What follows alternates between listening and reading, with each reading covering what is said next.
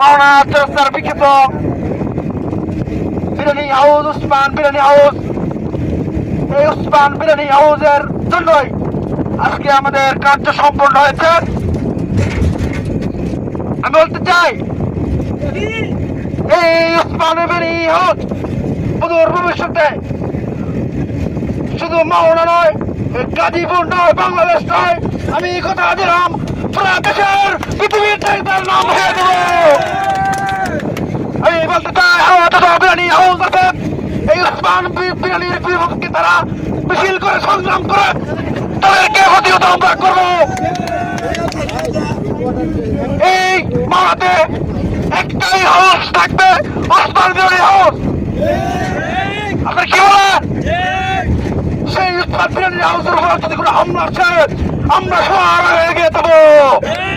এই ব্যক্ত করে